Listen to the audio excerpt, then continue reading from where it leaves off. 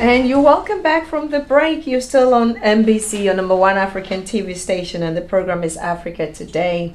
And we're just about to round up. And I said earlier that we'll bring you some news on miniskirt. I promise you, we're going to talk about this one. But before we do that, we just want to bring you a little report. And this is something that happened in Nigeria just recently. Two reports actually. One is Shell in Nigeria is saying that the year 2012 wind shows their worst year ever. And you're thinking, why? Wow. Oil is always money, right? Yeah. But they are saying that no, 2012 was just terrible. They lost so much money.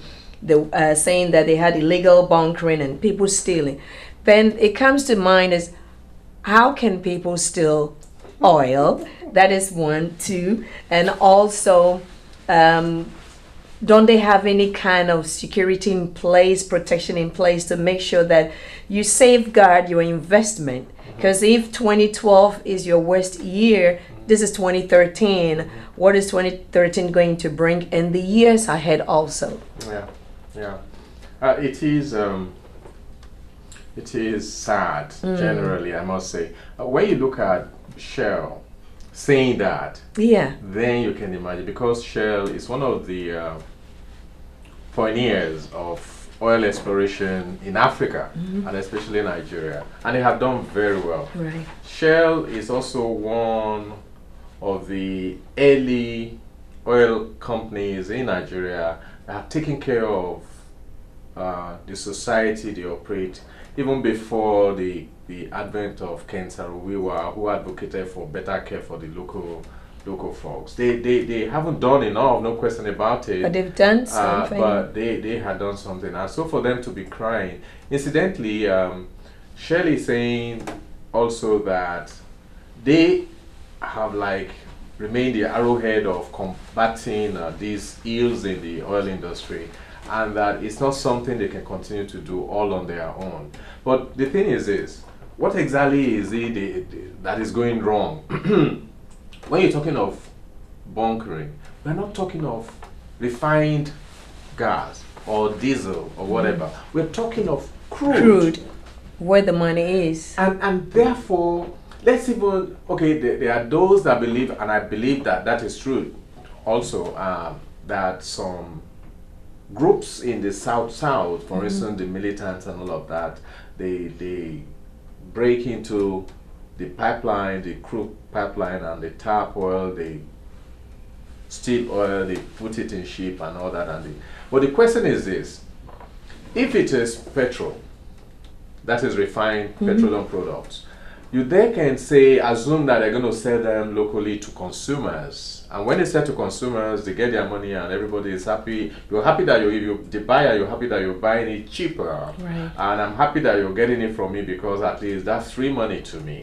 But the truth is, we're talking of crude oil. Nobody in Nigeria is going to buy crude oil from you. Because in any case, for it to be meaningful, it means that you have to have a refinery, which is a multi-billion-dollar industry. And you need to have enough also for you to make money out. So if they are stealing, it means they are stealing a lot. They are stealing crazy. But the point I'm trying to make is this: when this stealing is going on, it means that they are taking the stolen crude in ships that are identified. Out of Nigeria. There's no ship that can be on the high sea without having identification. And they are taking this out to other countries. Who are the buyers? And incidentally, who are taking them out also? Don't worry about those who are taking, because you see, indeed they cannot take without the conspiracy or partnership of these foreign and Western, companies. So in essence, the way I believe this is going is they know themselves. They do. But somebody once said that oil business is not only just dirty, but it is not something that you want to go into unless you know that you have the lever to do it, because there's a cartel that even the government. Big business. The government itself cannot. There are limitations to what the government can do, even when they know who are doing what. Thanks, Funcho. But my concern right here is Shell. We all know how long Shell has been in Africa. Yeah. not just in Like Nigeria. forever. And you have a lot of companies and institutions coming into Africa, take the natural resources, and they are gone. China is one of them. Okay, we'll find time and you know how I feel about China. Yeah. Then Shell is taking care of the smaller communities. So if Shell is losing so much per year, we have to remember that at the end of the day is the communities that are going to suffer, because if they are not making enough money and they are crying now, then they're not going to have enough to put back into the local communities. Yeah, that's actually So that's one thing very that we also serious have to point. think about, But- because they are putting money out for scholarships, for health Yeah, they do all of institutions, those. you know, for schools here and there, and roads, and but if they are losing money, they are not going to have enough to do their investment, pay their folks, and also tell you that, okay, we want to give you this so much millions of dollars at the end of the year to build you a hospital. Yeah, I agree with you perfectly. But again, it's unfortunate that this is happening because it's also a fact that these same oil companies, I'm not saying just Shell now, all of them, you know for sure that the same communities that we're talking about that been taken care of and all that have complained they're not doing enough. It's also in fact Shell have been the leader of those that are not doing well enough, and those that have created a lot of big time and that is why we have the South militants and all of it. Because you see, when you look at a community that they exploit oil, the majority of the folks out there, all they live on is farming. And a lot of the times it's not just cash crops and all of that, but also the fact that they depend on water it's just like what you have in Louisiana and fishing and all of that. But when you exploit oil in situations like that, oil, when it spills, it covers the surface of the water. Yeah. And once that happens, there's no oxygen down the river. What happens at the end of the day is it kills the fish that you have down there. And unfortunately, it's not just that, it's also that it comes onto the mainland. The mainland, you can't plant anything, it's not going to be productive because of oil spillage and all that. And for instance, when Obama was running his first term, I think in the second year or so, there was oil spillage by BP, and nobody slept in this country It was for a about mess. 40-something days. But oil spillage has been going on in Nigeria, for example, like forever, since the 60s when they discovered oil. And it's messing Not up to the talk land, of yeah. gas flaring, and nobody is doing anything about it. BP is there, Shell is there, Chevron is there, they are all out there. But they can't do that in the United States. All Yet right. it's happening out there, and that's why it's so complicated. And a lot of the times too, what we found out, which was what led to in Nigeria, they tell you the 9 and the 5.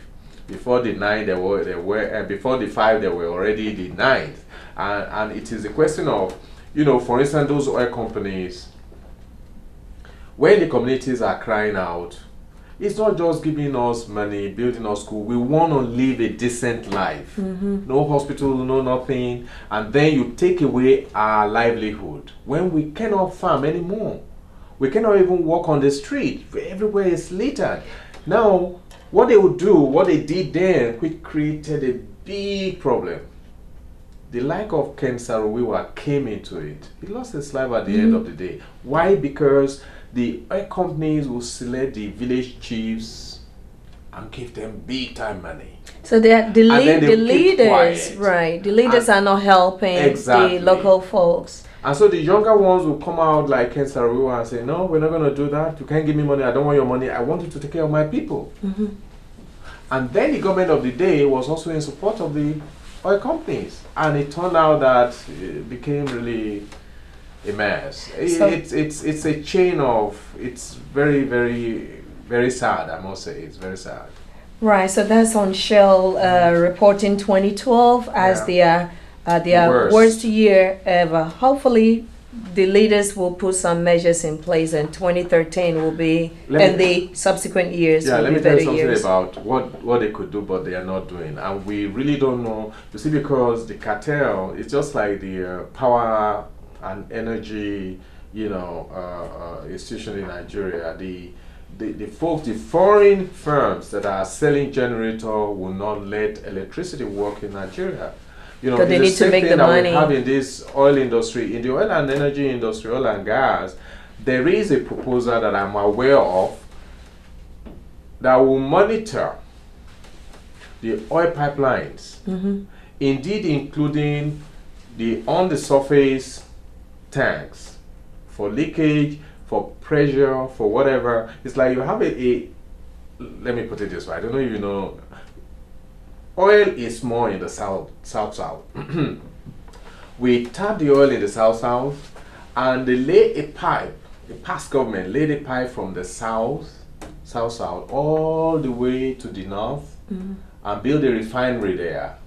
In other words, between where the oil is coming from and where they're refining, which could be like an hour by flight, could take 24, 48 hours to drive there. They lay a pipe. Okay. And so you see, you expose those pipes, irrespective of whether it is on the ground or on the surface, people can come in, tap in, yeah, and they take away and they do what they want with it. Now, the problem is this: you can do that if it is going to make sense, all right?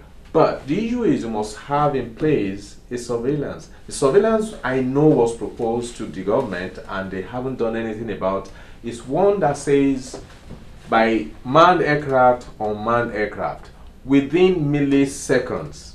Ordinarily, even if no interference, if the pressure we build in any part of the pipe is a huge pipe, this will be recorded within milliseconds. Okay. But they don't want that. Why would they not want it? For reasons best known to them. So you understand. Right. So Shell is complaining, it's good they are complaining, but they know themselves, they know who is doing what. So that's on report on Shell. Still in Nigeria, briefly, then we move over to miniskirt. Security in Nigeria, once again. The governor of Imo State, Governor Rocha's speedy recovery, recently got involved in kind of hard to understand, to bring your mind to it. A car drove into him. You tell us a little bit about that?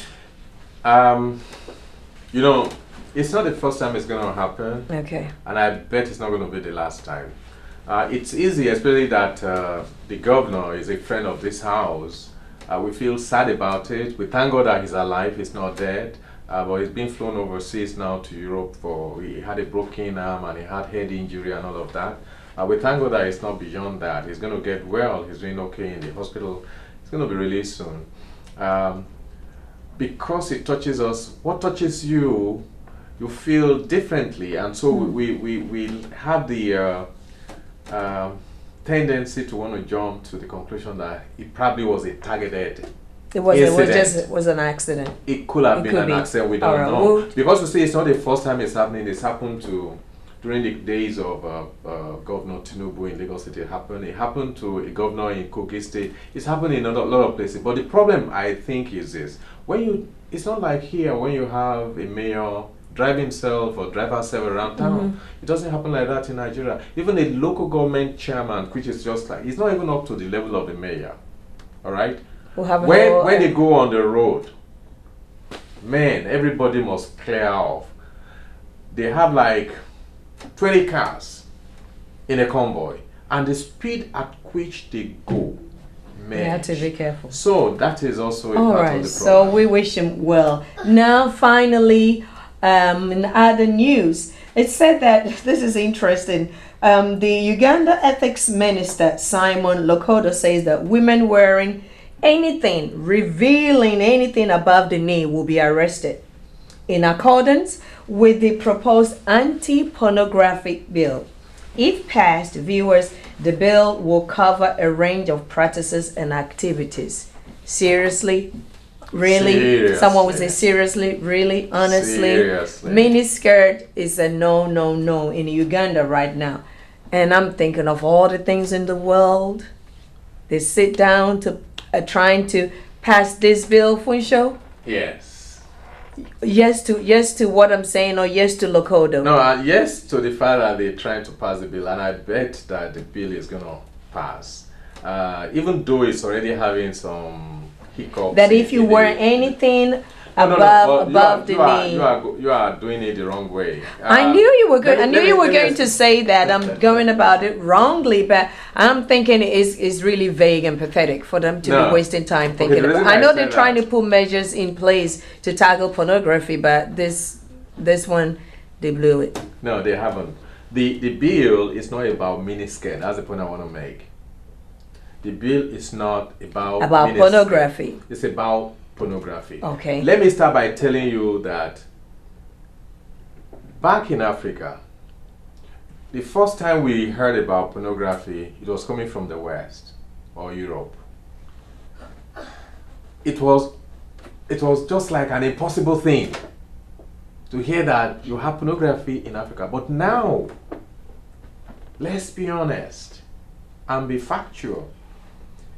From the report that I read, there's hardly any African country that does not have a film industry that produces just pornography. It's just like saying, really? Like you said? In other words, if you go back out there, you'll find, even in Gollywood, the regular film industry in Ghana, they're producing pornography. Pornography. In Nigeria, they're producing pornography. And so in Uganda, they're doing the same thing. I understand, but with them, there is a census board that will have to watch the movie and approve it before it can be shown in the movie homes and movie houses. But then with them tagging it down, saying that anything above the knee, you will be arrested. Okay, no. When it comes to that, that's why I think they are going a little bit overboard. Let me explain to you what the situation is in Uganda. When it comes to the miniskirt thing, it's not just the miniskirt; it's the miniskirt and the jumper that you wear on top. Mm-hmm. You know, you know how it is. We go to colleges in Nigeria. The last time I was in a Nigerian university, I'm telling. Oh, by the way, I don't know if we can say this on TV. If you know something you can say, then don't say it. The last time I went into a college in Nigeria, for instance, you'll be really, really embarrassed to start with when you see the way the girls dress. And what they are saying in Uganda is this: that dress decently. You entice the men folk to attack you, and there's been a lot of cases of rape on campus, in classrooms, and all of that. Because somebody was wearing something short. Because we could go on, and our time is up, and that does it on miniskirt today. And I know I could sit here all night and all day, and I know Funsho will go on and on and on. And thank you so much for watching the program. Remember, you can watch this program on NBCLiveTV.com on all your mobile devices around the world, and all the great programs we have right here on NBC, your #1 African TV station. So Funsho, thank you so much for joining us again on the station. Until same time, viewers, you have a good night. My name is Ivy Henderson.